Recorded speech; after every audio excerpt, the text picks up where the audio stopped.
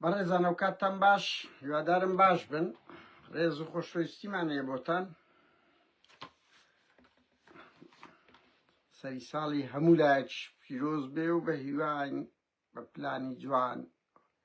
و خەونەکانتان لە 2026 بێتە دی. هاوڕێیان ئەوڕۆ شەندە قسە و باز دەکەین لەسەر بازەکەی سەر و کۆمار لەسەر چێ دەنیشێتەوە، شەڕی کورد و چەتەکانی جۆرلانی و تورکیا، ئەوکاو چۆن بزنسمانێک ئابڕووی ماڵی بارزانی دەبە. کۆی ئەوانە ئەو شۆ باز دەکەین. کۆی ئەوانە بەخێربێن سەرچاوی ئێمە. وەرن برادەران، وەرن بڕوا بکەن. یەک کەراوهۆریایە لەسەر سەر و کۆماری برا ڕۆ. کاکەوەڵە ناحەق نییە سەر و کۆماری پەرلەمانتاری زانین چ پارەش تێدایە، یعنی یەک دەنگدان 20 دەفتەر 30 دەفتەری وەردەگری جاری وا هەیە. ئیتر ئەوە وەزعە. خەڵک کە دەبتە سەر و پەرلەمانتار خۆ باش دەزانی ئاوایە ئەوکو دەنگدان لە جێگری سەر و پەرلەمانی هەتا 30 دەفتەری ڕۆژ، ئەرێوەڵا هەتا 30 دەفتەری ڕۆژ یەکەم دانیشتن. ناحەقی ئەو خەڵکەی نییە براکەم، ناحەقی ئەو خەڵکەی نییە. هەموو شتێک دەکا. ئەوە دەنجیشمان زۆر باشە، دەنجیشمان زۆر باشە. بەخێ بێن ئاوڕێیان، ئێستا دەست پێ دەکەین هەندە قسە و باز دەکەن، سەرنج دەدەین، بزانین بازەکە لەسەری چێ دەنیشتەوە. لە ئەو بازەنایە لەوێن دەڕا لەسەری بەڵام جەڵتە لیان دەدا. گاڵتە دەکەم ئاوڕێیان. بڕوا کەسە لەگە برادەرێک قسەم کردوت و نازانم ئەو خەڵکە بۆ پۆستوە شێت وار بووە، بۆ ئەمەوانینە. بڕوا بکە ئەی خەیاڵمان لە بووی نەڕوا پۆستە. لە نەوەتەکان بە سەدان کەس بووین لەو هەولێرە کاری چالاکیمان دەکرد. دوو فرسمانە جیرفان نەبوو، نەخەونی پەرلەمانتاری هەبوو، نەخەونی سیاسی هەبوو، هەر هیچ نەبوو، تەنیا ئازادی و دادپەروەری. بڕوا بکە. نازم لۆ ئێستا وی لێ هاتی حاڵەتەکان یەکەم شت ئیش لە بۆ پۆست دەکرێ. زار هەندێک گرتی لە فەرڕاشەکەوە لە بۆ سەر و کۆماری بەری نادەوە بە حەق خۆی دەوی. دادەشاناز باش گەرم بووە، وەڵا ئیمانی نمایە لەولا لەگە پاڤلی لەولا ئەو مەلا بەختیاری لێ قیت بوویتەوە برا ڕۆشاناس ئەوەز ئەچی زۆر خراپدای. بەخێر بێن ئاوڕێیان، سەرچاوی ماتانتە برادەر دێن. ئێستا قسە و باز دەکەین، قسە و باز دەکەین. ئەوە لێکتر هەندێلسە ئەوەشتەوە بەسە. سەرچاوی ئێمە هاوڕێن لە ئاسایشیشی خوا شەرم ناکات لەگە ئاسایشی پارتی. هەر ڕۆژنامە نووس دەگرن، یەکەم شت ئەزان چیە مۆبیلەکەی لێ وەردەگرن، کۆدەکەی لە پشتەوە دەکەن. بڕوا بکە ئێستا ئاپەکەیە ناوی پێگاسۆیە، ئاپەچی ئیسرائیلیە، زۆر خەتەرە. ئەکەیف خۆی وەچی کاسپیری دێتە ناو هەموو مۆبایلێکی کەسیش نایبینی. پێگاسۆ پارتی هەوڵ دەدا بەدەستی بکەی. مەسڕۆم ناگەم لە پشت پەردەیە، بەس بە هەر حاڵ دەرێم هەوڵ دەدا بەدەستی بکەی. وەیسە تاوان هەر کاتێک بە بەڵگە بگیرێت و دەتان شکایەت هەم لە حکوومەتی وڵاتەکە بکەی، بەنمونە حکوومەتی هەرێم کردی، بەنمونە شکایەتی لێ بکەی، زائیدەن شکایە لە شەریکەی پێگاسۆش بکەی. نابی بێتە ناو ئەوەی ڕۆژنامە نووسی، نابی بێتە ناو ئەوەی ڕۆژنامە نووسی. کەچی لە کوردستان هەر ڕۆژنامە نووسی نەکبەت دەگرن دەرم مۆبایلەکەت بدە. دەگەل العلم بە مەمنوعی، یعنی مەمنوعە بچێ ناو تایبەتمەندی ڕۆژنامە نووسی. کەچی قمەی بێ ئەخلاقیە. ئاسایش هەر دەیگیری مۆبایل دەرێ پاسوۆردم دێ، پاسوۆرد کورە براکەم. ئەوە خەڵک ژیانی تایبەتی خۆیتی چی؟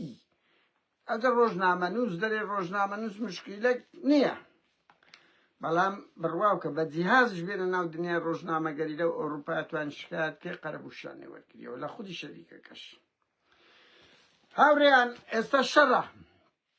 شەڕەکی گەرمە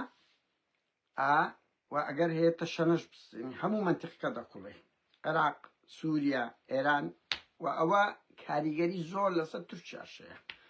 تورکیا بەس ما بێتە سەخەتەکەی لەویش وەکو عێراق و ئێران و سووریا نیە بتە شەڕ و شۆر، بەس هەر سێ وڵات تورکیا دەزانی لە دوای ئەو وڵاتانە نۆرەی تورکیا ئەمە پێشتری ڕامانگەیان بیرتانە ئەو دەمی عادل باخەوان و ئەو هەموو ئیسلامی سیاسی ڕوودا و دەیانگوت بەڕاست خۆشمان تێنێ خستێت دەنگمان کوبیت هاوڕێیان دەنگمان با سافتر بکەین کاکە وەڵام مەوەزمان باشە وەزم لە شاناز و لە تیف و لە پاڤل و لە هەمووی باشترە هیچ مشکلەی کێشەی کورسیمان نییە ئەمە هیچ کێشەی کورسیمان نییە بەخێر بێن بەهەرحاڵ ئەدە پڕوش بیتانە کە گوتمان ئێرانی ئەوڕۆ تورکیای سبەیە ئێرانی ئەوڕۆ تورکیای سبەیە نۆرەی تورکیایە ئەوە ئەو دەمی گاڵتەیان پێدات هەموو گرەویان لەسەوەی دەکرد کورد دەدۆڕێ ئێمە گوتمان نا ڕەوشی کورد باش دەبی ڕەوشی کورد باش دەبی فعلەن باش بوو بەس کورد بەژن و باڵای درێژ بوو بەس کورد بەژن و باڵای درێژ بوو هاوڕێیان ئەحمەد شەرە هیچی بەدەستە خۆی نییە بڕوا بکە سوودانی حکوومەتێکی جاش خەلیج بەتایبەت سعودیە تورکیایە لەو لاژ ئیسرائیل و ئەمریکا بە هەموو لایەک وەکو لەش فرۆشەکە بڕوا بکەن وەکو لەش فرۆشەکە هەمووی دەرێ وەرەکنە من ئەو شۆ وەرەکنە من لە بۆ من ئەوەی بکە ئەو دانسەی بکە یعنی هەموو دانسی پێ دەکەن بە ئەحمەد شەرعی ئیسرائیل نەتەنیاهو دەستە سەر ئەو بەرزایەکان دیمەشقی دەبینی دیمەشق ئەو دیمەشقە نازدارە سارێک لەی ژیایمە جۆلانی گرتیە دەرێ ناکشێنەوە ئەو ڕێککەوتنەی کە کراشە پشپەردە باز لەوە دەکرێت سازش لەسەر جۆلان کرایە هاوڕێیان خوشکان برایان دەزانن خەریتەی نوێی سووریا ئەسکەندەرۆنە و جۆلانی تێدانە ئەسکەندەرۆنە و جۆلانی تێدانە بڕۆن سەیری خەریتەی نوێ بکەن لە هەموو سەردەمەکانی بکە دەوڵەتە ئەلمانیەکان یان بڵێن دەوڵەتەکانی کە قەومیەکانی عەرەبی قەت سازشیان لەسەر ئەسکەندەرۆنە لە تورکیا نەکردیە قەت سازشیان لەسەر جۆلان نەکرد بوو وەریشیان نەگرتبە ئەو خەریتەکە ناوی حدودی جوگرافی سووریا بوو بڕۆن سەیری خەریتەی نوێ بکەن نە زۆلانی تێدایە نا ئەوەشی تێدایە ئەسکەندەرۆنە شاری ئەحمەد زۆلانی محەممەد زۆلانی تەسلیم ئیسلامیەکانیش نییە لەبەرەوەی ڕیشی لا ئیلاهە ئیلەڵڵا پشتگیری دەکەن دژی ئەو مەزلوم کۆبانیە شۆڕشە جوانەی ڕۆژئاوا دەبن بەس لای ئیسلامیەکان ڕیشت درێژ بێ لا ئیلاهە ئیلەڵڵا ئیتر موشکیلە نییە چییە برارڕۆ یعنی ئێستا ئەوان ئەو جۆلانیە کە ئەو هەموو سازشەی کردیە لە بۆ ئیسرائیل بەتەمای بستە ناو ڕێککەوتنامە ئیبراهیم ڕێککەوتنامە ئیسرائیل لەگەر ئیسرائیل ئاوایە لەگە ئەمریکا ئاوایە ئەو هەموو سازشەی لۆ کردیە لایەن زۆر باشترە لە ئەوەی مەزلوم کۆبانی ئەو یەکگرتووی ئیسلامیە پار بەیاننامە زدی مەزلوم کۆبانی دەکرد بەس گوتیان علاقەمان یعنی ئاساییە لەگە ئیسرائیل هەبی بەیاننامەی دەرکرد یەکگرتووی ئیسلامی کەچی ئەوە جۆرلانی و ئەوە حکوومەتەکە دەبۆ یەکگرتوو ڕۆژێکی دانەی ناکەی ژووری ئەمەلیاتی هاوبەشیان هەیە پەیکەری تەرمی ئیلۆن ناوەکەیم لەبی چتۆ کابراایکی مخابەت ئیسرائیلی گەورە بوو ئیدی کۆلی نەشتە شوایە بار هەلستا کە بەو ناوەش خۆی دەناسێنی مخابرات بوو یعنی ئیسرائیل زۆر لە دوو تەرمەکەی بوو ئێسکە پرووسکانی بوو یەکەم شدایەوە هەموو وەسایقی مخابراتی دایە هەموو سازنی لاچ سووریای لۆدایە خۆخوای ئیسرائیل و ئەمریکاش لێ قایل بن هەموو قەحپە و گەوادێکی لە بۆ دەکا کاتی هێشتان لە شۆڕشی ڕەوای کوردیان پێ باشترە ئیسلامی سیاسی کورد یعنی بەجددی ئیسلامی سیاسی کورد کە منەوە دەڵێم زۆر خائینن لەو نقطانە ئەردۆغانێکی فاشست کە لە 2002 لە دەسەڵاتە بە ئاگر و ئاسنە کوردیدایە زۆر لە قەندیل و لە شۆڕشی کوردی باکووریان پێ باشترە چییە بەس ئەڵێ لەعلم ئەوە ئەردۆغان وڵاتی لەش فرۆشیە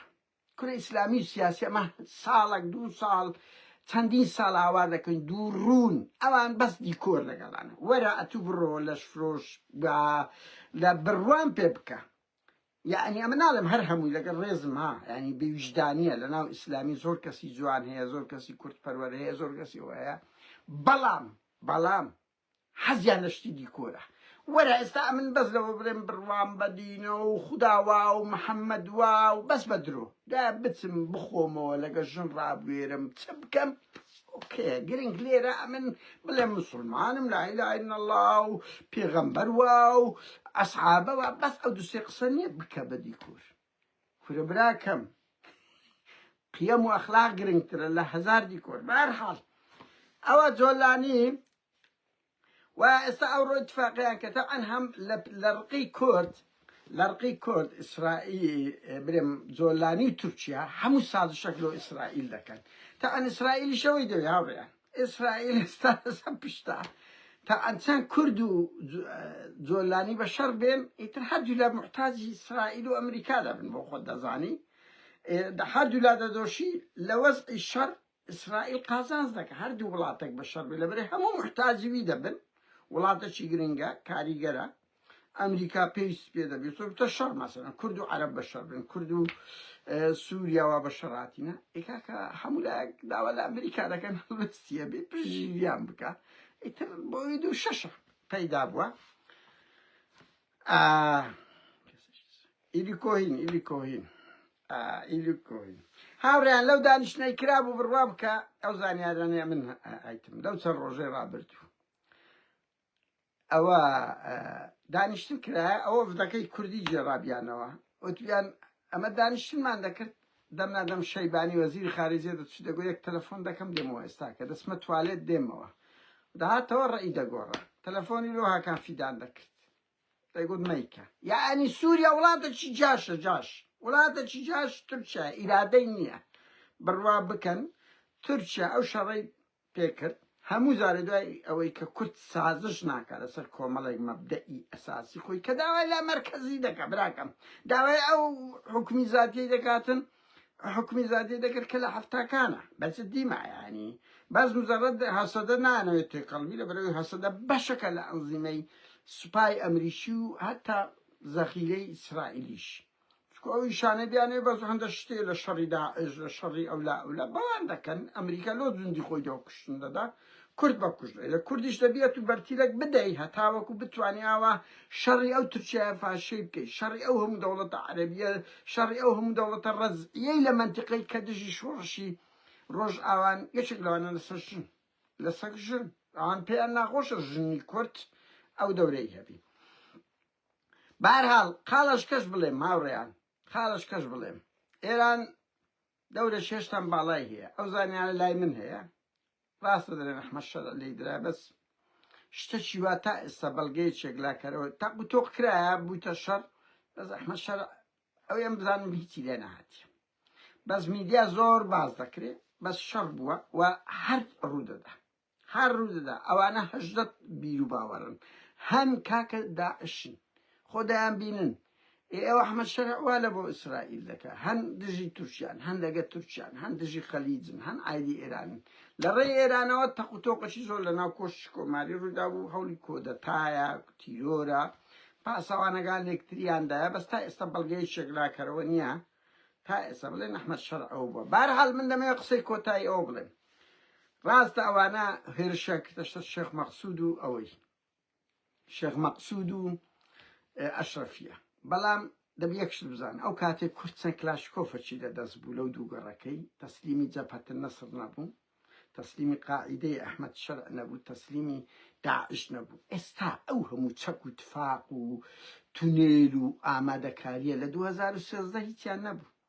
تەسلیمی ئەو دوو گەڕەکە تەسلیم نەبوو تەسلیمی ئەوانە دەبن بڕوا بکەن حەشریان پێ دەکەن هەموو شتێک بێ هەر کاتی ئەو مەزلوم کۆبانیش لێدوانیدایە ئەڵێ ئەگەر شەڕ لەسەر ئەوە خەڵکی مەدەنیەوە بکرێ هەموو سووریا شەڕ دەگری لە شەڕیش لە دوو حاڵەت دەدۆڕن یەک هێزی کوردی لە ڕووی چەک و تەقەمەنی بە چەرقات و پێنجقات بەهێزترە لەبەر ئەوەی ئیسرائیل هیچ چەکی لە بۆ جێشی سووری نەهێشت ها بیرتانە بە بیرتان دێتەوە هەموو چەک و تەقەمە تۆشکیان هەیە چەند مدەڕە ئەو دەبابەتیان هەیە هیچی نەهێشتینە نا هەمووی تەفرچوو ناکردێ نە تەیارە نە هەندە هەلیکۆپتەر سوپای کوردی سوپای ڕۆژ ئاوا باوا بڵێن هەسەدا بە چەند قات لە پێش ئەوەیە چەکی پێشکەوتوی هەیە و بە ئیرادەتر و یەکڕیستریشی بۆیە شکستێکی زۆر گەورە دەبێت و ئەگەر هەیە پرۆشی شەڕ بڕوا شەڕ چەندین منتیقەتکە دەوێت کە ئەو شەڕی ئێستا لەگە کورد دەکرێت بە فیتی تورکیا و شەڕی پشت پەردەی ئیسرائیل و تورکیاشە لەگەڵ ئەوەی هاوڕێیان جۆلانی لەو دوسێ ڕۆژێ ئەوە ببینین ڕێکەوتنەشی ئەو پەری سازشی لە بۆ ئیسرائیل کردیە بەڵام ئەوە ئەمن و ئێوەینا بە دووری مەزان ئیسرائیل لێشیان بدە بە دووری مەزان هەموو زار لێی گەڕایە لە سوێدا لە عەلەویەکان جەریمەیان پێکردی ئەو زاتینە لێیاندایە زاتینە لێشیاندایە لە کۆشتی کۆماریشیاندا کەرامەتی جۆلانی شاشکان بە دووری مەزان من دڵنیاتان دەکەمەوە لە بەرامبەر شۆڕشی ڕۆژاوە ئەو هاوچێشانەی ئێستا هەیە و بڕواز ناکەم بگۆڕێ ئەو هاوچێشانە کە ئیسرائیل خەتی استراتیجیتی ئەمریکا خەتی استراتیجیتی و هێزە چووکو هەسەدەی 100,000 چەکداری کە دیتان دوو مانگ کورە دە ڕۆژ لەگەر جێشی ئەمریشی لەگەر ئەوەی چوو سووریا چوو کاکەوای کرد دوسێ جوندی شەید بوو کوژرا کاکە تا ئێستا لەگە کورد کوژراوی نییە ئەوە بۆ 15 ساڵە لەگە کووردە ئەخر ئەوە زۆرە بە ئیسراعەت ینی خەڵک لە کوردستان ڕقی لیان نییە کاکە لە ناو جێشەکەی لێیدرا لە ناو جێشەکەی لە سوپای ئەمریکا دراوە ئینقلاب بۆیە ئەوە کەم نییە هاوڕێیانە یعنی ئەوە معتەبەرە و دووش یعنی خەتی استراتیجی وزەکە هەموو لە کوردستانە وزە نەوت گاز هەمووی لە کوردستانە کاکە ئەمریکا و ئیسرائیلیش دنیاش وایە ئێستا لە دوو ئەوەیە بۆیە مەترسن جۆلانی تورکیا و ئەوانە دەبینی کولوتیان دەشێت ئەگەر ئەمریکا و ئیسرائیلیش لیان نەدەن بەس بە ئیرادەی ئەو شەڕڤانانە کورە برا من ئاڵێم لە 2013 چەند سەد کلاشکۆڤەچیان هەبوو شەڕی ئەو جەبهە نەسر و قاعیدە و داعش و هەموو لایەکیان دەکرد بۆیە لێیان مەترسن ئەوە خاڵش کەس بچمە سەری هاوڕێیان بزنسمان ئێستا دێنە سەر بازەکە لەسەری چێ دەنیشتەوە ململانەی پارتیوەچێتیش ئاڕیان بزنسمانەشی دیاری ناو پارتی ئەوەی کە لەگە عائیلەی بارزانی گەورە بوو و پێکۆمە شارێ دەکەن ئابڕووی ماڵی مەسعود بارزانی بردیە براڕۆ یعنی ئەوەی جێب داتەزانم بە بادی نییە بەس تەرجمەی عەرەبی کرایە لای من هەیە بڵاو کرایتەوە بڕوا بکە ئەو فەزاعەتێکی زۆر گەورەیە ئەگەر یەک زەڕە یەک لە هەزاری سیفەتی حکومەت هەبی ئێستا دەبی مەسعود بارزانی و مەسرور بارزانی بدرێنە دادکە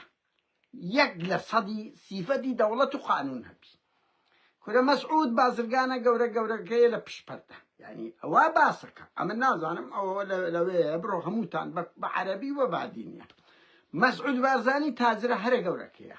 مەسرور بارزانی ئەڵێ چێ یعنی لەناو دەیان تەلەفۆناتیان تەزیل کردیە پیاوەکانی مەسرور بارزانی چێ فەردە پارەی لۆ مەسروری بباتەوە ئەو خۆشەویستە هیچ نییە کورد و کوردستان و دەوڵەت و خزمەت گوزاری چێ فەردە پارەکەی لەو شەریکاتانە لۆ مەسروری بە ئەوە گرنگە نقطەشکە باز دەگاتن دەڵێتن ژن و پیاویان کچ و گەنجیان هەمووی بازرگانە هەر ئابڕووی بردینە کو بە شەڕدێن کو بەش ئەوە بووە لە هەمووی خۆشتر ئەڵێ دەستگای خێرخوازی بارزانی 400 و ئەوەندە خانوەی شوقەی لە من داگیر کردیە بە ناوی خۆی کردیە برا ڕۆد ئەمە لە هەموو شوێنێک زانیتمان دەستگای خێرخواز یارمەتی بە 100 ملیۆن دۆلاری ئەو عائیلەی بردیە ئەو بنەم دەوڵەمەندە دەرێ بە ناوی خۆی کردو بە ئەنتەری و کەسیش ناوێری 442 شوقا لە ئاریستی کاکە لەوێن دەرە و نیشان دەدا بزنسمانی کورد بەس هەیکەلە هیچی لەدەست نییە پشتەوە هەمووینەوە لە سلێمانی پاڤل و قوباد و مەسوولەگانن لاودێر ماری بارزانینە یعنی هەر ئابڕووی بردکایە کورەوە فەزاعەتێکی زۆر گەورەیە بەس ئەو وڵاتەیمە لە سبێنێ هەرستی دەبی بەس جێت لە فەزا ئابڕوچوونەکانی ئەو دوو بنەماڵە بیتن هەتا دەخەوی لە هەموو شەوەتر دەمێ و مژدەیە بە مەسعود بارزانی برێم لەبەر ئەوەی بۆگەنی بووە پێڕاگەیە پارە ئەوەندە زۆرە ئاوا هەموو تێکدری بەربوونە بڕوا بکە زۆر کارە ساتە ینی بەجددیمە خەڵک پارەی نییە ئەوانەش نییە لەسەر 100 ملیۆن دۆلاری 50 لەوەی 100 لەوەی 200 لەوەی کورە ژنیە ژنی مەسعود بارزانی لە ئەمریکای دووسێ شەریکەی بەناوە بڕوان پێ بکە دووسێ شەریکەی بەناوە خێزانەکەی هەر ئەلف بڕوان ناکەم خوێندەواری هەبی بنمونە ئێکاکە بڕۆ جێلە و کابرای دەوڵەمەندە بادنی ڕابگرێ ئاماژە بۆ دەکە کە خێزانی مەسروریش شتی هەیە یعنی هیچ نایێتەوە کاکە خەڵک عاشی 11 و 12 نەدرایەوە 240 میلیارد دلار دیناری لە خۆی برد مەسرور بارزانانی حکوومەت ئێستا چی ینی حکوومەت پێک دەپێک نایە ئەو لە خۆی ئەو دوو مانگەی 240 میلیارەکەی نەدا بەغدایە بەغداش ملیارە کوان نەدا هەرێم و ئەوی زەرەری کرد خەڵکە ڕەشوروتەکە بوو خەڵکە ڕەشوروتەکە بوو ئازاد یعنی من دەمەوە بە مەسعود و مەسرور و پاڤل و قوباد برم لەمەودا بەس فەزاعەتانی ئاوا دەکەویتە سەرێ لەبەر ئەوەی لەسەر پارەی هەموو تێکدری بەرە بن پارەکە زۆرە دەبتە منافەسە لە منافەسێ لە ناوە خۆتان هەموو تێکدری بەرە بن ئاوا دەکەویتە ناو میدیا بڕوا بکە ئەو کابرایەک ئیشی زۆر جوانی کردێت تازە ناشگەڕێتەوە تازە ئەو دەوڵەمەندە نییە ناگەڕێتەوە و ئابڕووی بردینە دەیان بەڵگەی لەسەر دەستگا ئەو باش دەکەن هەموو بەرپرس سکرتێری مەسرور بارزانی بازرگای خێرخوازی بارزانی هەمووی بازرگانە هەمووی پارەی دەخوا هەمووی ملیاردێرە نەک ملیۆنێرە بڕۆ جێلێ ڕابگرە بزان چ فەزاعەتەکە لە بۆ ئەو حکوومەتی هەرێمە خەڵکیش معاشی نادرێت وەرە بزانە ئەوان کو دەژین خەڵکیش کو دەژین ئەجە دەرێ قسە مەکە لۆ قسە نەکەین لۆ قسە نەکەین خەڵک ئەو پەڕی قوربانی و خەبات و تێکۆشانی کردی ئەوانیش بڕۆ بزانە چۆن پارەی ئەو میلەتەی لوش دەدەن بۆیە دەتەقتەوە مەسعود بارزانی ئەوە دەبینی ماوەکە وا دەکەی جەریدەکی ئەوروپی ئەمریکی لە دادگایەک ژنەک وەکو مەهتابی هەمووی دەرێ ئەلێرە دزیان کرد ئەلەو خانیان هەیە ئەوەیان هەیە بەس ئەوانە هەیە ئەوە دەبین ساڵێک زیاترە ئەوە بەشە شەڕی ئەمریکایە ها ئەمریکا کە شەڕ بکە زین چ دەکا حەیان دەبا هەزار خەبەری دەفرێداتە ناو میدیای ئەوجا ئەوها پاڤل و مەسرورش ئاوت دەکا استقبالیان ناکە ئیحتیمامیان پێ نادات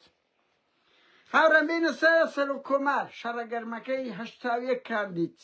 81 کاندید لەسەر سەرۆک کۆماری کە ئەو سەرۆک نەک سەرۆک کۆماری هەموو ئەو پلە پۆستانە هیچ تا ئێستا خێرەشی لە بۆ کورتی گەورە نەبووە من ناڵێم هیچ چیز نەبووە بەس ئەو خەونەی ئەوان دیتیان ئەینە وەکو مەجلس تەشریعی و تەنفیزی هیچیان نەیانتوانیە دیفاعێکی جدی لەسەر گەڕانەوەی کورە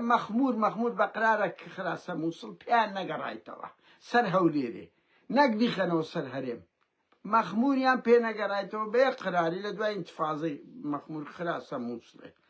ئەویان پێ کەسیان غیرەتیانە لە ناو پەرلەمانی عێراق بڵێن کەرکووک و جەبەل حەمرین خاچی کوردستانە هیچ حزبەک هیچ کاندیدێکمان نەدیتێت تا ئێستا بە هیوای لەو جەولەی بەیان بینن غیرەتتان بجوولێ بڵێن بابەت سنووری جوگرافیای کوردستان ئەوەیە جەبەل حەمرینانی لۆ شەرم بکەین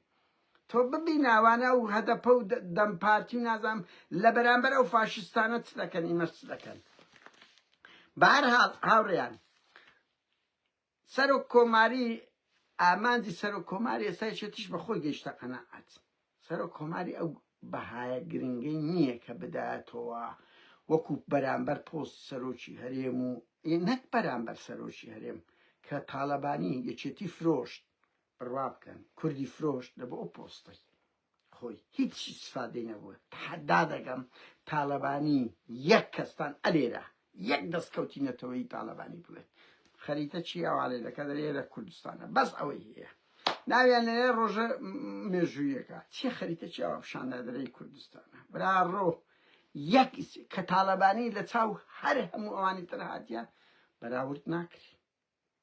بزانین فواد مەحسووم چی کرد لەتیف شێخ لەتیف چی کرد بەرهەم چی کرد چ دەستکەوتەشی مێژوویان بەدی هێشتا کەسیان هیچ ئەوە دەیان بینێت لە جێگری سەرۆک وەزیران لە وەزیری دەرەوە برا ڕۆ لە تەیف سامی بە شەشقاتی وەزیری داراییەکانی پارتی ئەوی نییە کە مێشتی خەڵکی کون کردیە دەرێ عێراق پارەمان ناداتی وەزێ ئەو زە تەیف سامی سەردەمی تەیف سامی لە چاو شارزێباری فواد حوسێنی گەلە گەلک زیاتر مەعاش هاتیە گەلەگەلک زیاتر معاش زێگری سەرۆک پەرلەمانی یعنی هەرچی مەنسەبی کورد هەیە چی ئیسفادە چیە بۆ لە بۆ خەڵکی کوردستان جگەلەوەی هەمویان پێبوونە بزنس هەر قرارێک دەرەچی پەرلەمانتارە وەزیرە هەموو بوونە ملیۆنێر یعنی بازرگانیە بازرگانی لە بەغدایە بۆیە هەموو شتێک دەکەن ئەوە گو خاڵێک ینی بۆیە هەندێک گرنگ نییە لە بۆ ئێمە چپلێک وەردەگرن لەبەرەوەیانە هەچی دەستێندە دەبتە بزنس ئەمە ناڵم هیچی چنانە هەن ئەو گروپی هیوا هەبوون دە پازدەک بوون بەڕاستی ئیشی باشان کرد کە بە هیوام ئەو جەولێش ئەو دەنگە و پۆزیسیۆنانە وەکو کۆن ببنە ئیرادێشتەوە هەموو شتەکان تەسلیمی پارتیویەکێتی نەکرێەوەم پێشم زۆر باشە منافسیان هەیە بەڕاستی منافسی پارتیویەکێتیان هەیە مسەنا ئەمینی هەڵدەبژێرن کاکە باوە ڕێبوار هەڵبژێردراوە با برێنە پارتیویەکێتی نییە خەڵکی تریش هەیە نایە کەریە با دەرنەچن بەس با هەبن خاڵش کەش بڵێ ماوڕێیان ململانەی پارتیویەکێتی ئێستاکە ئەزانن سەر و کۆمار بڕواکە ئەو قوبادە گوتبی کاکەمە چی سفادەمان هەندە لە سەر و کۆماری کردیە بە ئاستی ئەوی وەزیری ناوخۆ لە بۆ مەگرنگترە پارتی ئێستا بە ئەو یەکێتی گوتیە سەر و کۆماریتان دەیە وەزیری ناوخۆتان ببوون وەزیری ناوخۆتان دەیە سەر و کۆماریمان دەوێ یعنی قەل بەقەل وەزیری ناوخۆ بەرامبەر سەر و کۆماریە پارتیش خاڵەکە تێدەگا یەکێتی دەیەوێ یعنی خەڵکەکی هاوبەشە نێوان خۆی و پارتی بەوەی بی دەسەڵات لە پارتی وەربگری حکوومەتی هەرێم پۆستی باڵا وەربگری خۆستا ساڵە سێ مانگە شەڕیان نەزە پۆستیا دەیەوێت ئەو شەڕی لە ساندەیە وەربگری پارتیش دەیەوێت ئێستا ئەو بەرنامەیەتی بەر لەوەی دەنگدان لە بۆ سەر و کۆمار بکرێ سەرۆکی پەرلەمان و جێگرەکەی هەڵبژێردرێ لە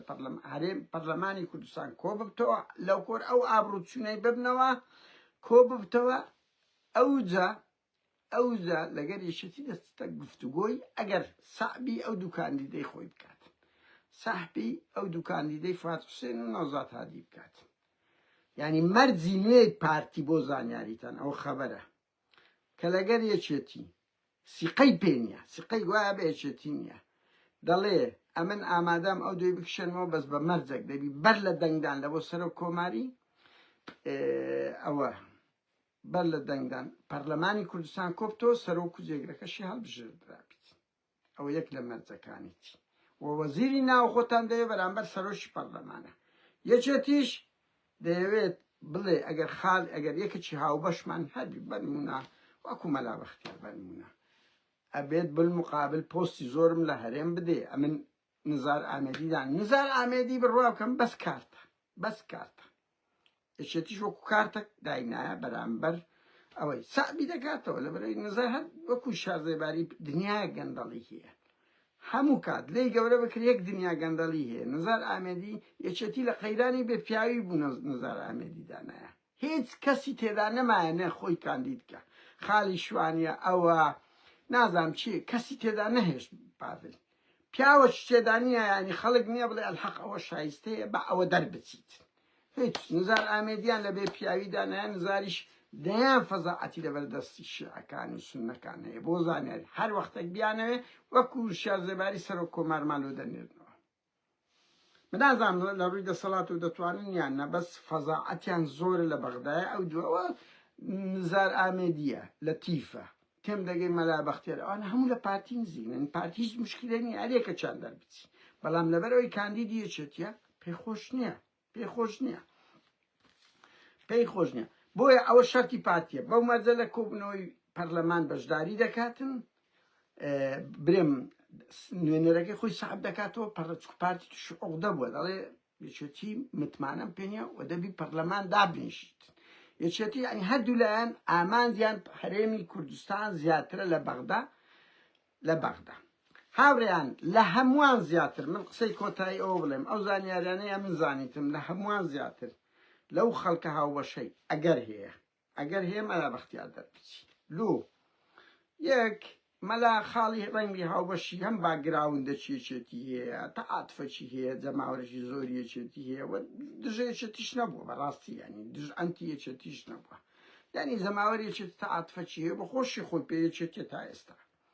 دوو لەگە پارتی بینی زۆر باشە مەلا يعني مسؤول بارزاني رأي خراب نية لسري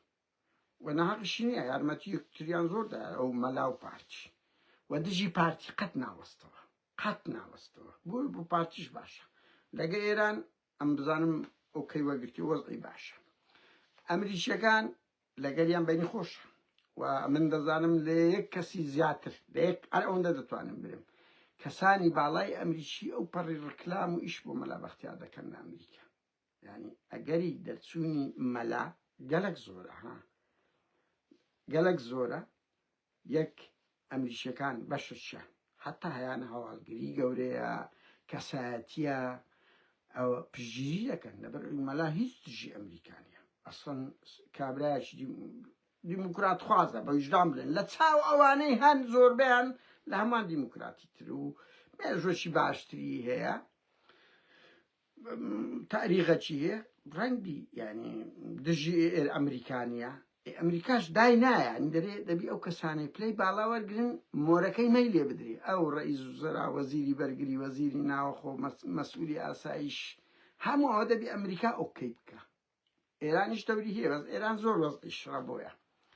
بارحال بينه وسر أو خالي بويا ملا أجري زور هي وأم أو بزانم سن يعني ليك سن كسك لناو أمريكا إيشي باشن لو ملا بختياري لو بيتشي باشن نبو دروس كردية كدر بتي يعني أوان ببارتيو چتشان قلتيا إما أو من بي باشا ملا بختيار من بي باشا إيرانيغانش دجينين بارتيش دجينيا پاولیش زختی لاوی نگر اوی دیابی تو و زختی زور لسره یعنی بینیان خوشه بس قبادو شاناس برارو يعني كتلش كنا يعني اگر بيك دين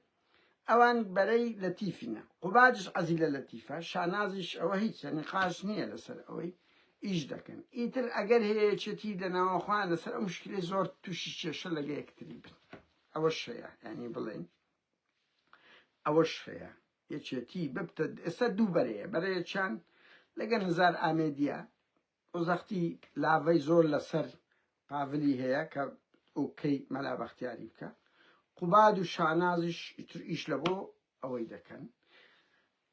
بس يشتي پاول بوزان يعني تحدى دكم حتى اخر روش هولي دا بس نا امريكا كان لقلبنا ويمزام ايراني كانش لقل درسوني پاول نبنوش او سنة كانش بويا خويا نبشحت اگنا زور حزيري بوزان يعني تا زور حزيري بو بارحال وضع كان خرا اويا يعني اگر ببتشتي هاو باش ريك بكون اگر هي خالي هاو باش لنا يعني لهميان زياتر ملا بختيار او يم بزانم وامريكاش اوكي دكا وايرانيش وقلت من امريكاي لو بيش باش يارمتي ملا بختيار ده كابرانش ديمقراط خوازو لان دجيانيه بنمون افكاري لقر ولاتاني روج اوان زيكترا لولا جخوي وقتي تشتي بدل نجا مكتبي خامنه ايش علاقه خراب نبو ملا بختيار بارتيش وقري زور باشا كريه تشتي دمينته ولقر عنده اوانك اوريان قصي كوتاش من سيران نتلدير من سوزان يعني منها يعني تا اسب نازانم يعني بيناتي هولي روخاني ايران بدري بلام ارادي قل كتقيوا بو الشر مثلا اسرائيل اگر هي همو اگر كان بو اراسي اسرائيل لايران بداتوا براسي دوباره احتمال او دمين اكو انتفاضه ورابرين خلق رابرين ايران بروخي بلام امان زي امريكا وولاتان زياتر اوي بالي ريفورم ابراز بكري بالي ريفورم زوليه كم ضربيجي زور قوريان لدن او زوليه دومش ليان لدن يتر بس اگه خلق رابري خول دست امريكا واسرائيل درس يعني تسلاكن بهاري عربي دروز بون باش نبيره اوباما وسيدي دكت بروابك يعني خو عندشتي بدست خوانيه بلي هموش اوه لبر بديله چی باشنه او بديله هي كريشاش او يم بزانم اوكي نكره بتاوتي به هر حال ایران لروجاني دهاتو بديار بكوي در روخي يعني بلام او خطه هي زياتر زخت لسري ريفورم بكا وتسليمي مسألة نووي وتشكو اوانا تسليمي امريكا واسرائيل بكا تسليم لبي او هر روده دا ودا بي تسليمي او دولات بي عراقش لحشتش دادري خرابش دادري وامنو وينا لە سووریاش دڵنیابن ئەحمەد شەرع و تیرۆریستەکان بەسەر ئیرادەی کورد ناکەون. هاوڕیانەوە هەندە سەرنجی من بووم بابزانین لە ڕۆژانی داهاتوو تەنەبوعاتەکانی هەموو لایەک ئیچێ ڕاز دەرەچی و چۆن دەبێت سکو هاوچشە سیاسەکان هەمووی دەگۆڕێت چێ لە بڕۆیادا بوو لە تیڤڕەشید بتە سەرۆک کۆمار براخ ئەو لە خەیاڵی کەس بوو لە دیڤڕەشید بوو بەخوا بوێ کاکم ئێستا شەڕیمان و نەمان دەکە بەخۆ دادە شانازی بەس وەڵا شاناز وەزعت شڕە ئەو براڕۆ وەزعت شڕە وەزعی مێردە شڕە چێش مەلا بەختیار مەلا بەختیار ئای چەند حەزی دێ بووی بنووسرێ سەرۆک کۆماری عێراق مەلا بەختیار لێدە شەفیق مەلا بەختیار دەگەیە خەونت زۆر سپاسان دەکەم ماوڕێن بۆ ئەو کاتێ لەگەڵ منتان سەرف کرد کۆمەڵێک سەرنج بوو لەگەڵ ئێوەم باش کرد بزانین هاوچشە سیاسەکان شتە بەڵام یا قسەی کۆتایی ئەرچی ئەخلاقی هەر هەمومانە لە پشت شۆڕشی ڕۆژئاوا ڕابواسین دژی کۆماری ئیسلامی مەرگ و سێدارە بین لە پشت براو خوشکە کوردەکانمان لە ڕۆژهەڵات بین و هاوکات هەموو کات دژ بە ئێرهابی ئیسلامی سیاسی ئێرهاب هێزەشی ئیسلامی دێ خەباتی مەدەنی مۆدرن دەکا جێگای ئەو پەرڕێزە ئێمە دەبی هەوڵدەن ئیسلامی سیاسی ڕادیکال بوونەکەی لێ کاڵتەوە بێ بە گفتوگۆ لەگەڵمان گفتوگۆ بکە ئەمە لەگەڵەوە نی مندەک خەڵک زەرب خراپە نەخێر ئیسلامیە حەقە شەڕەوای خۆتی بێ بە خەباتی مەدەنی جەماوەری پەرلەمانی خەبات بکە شەوت شەد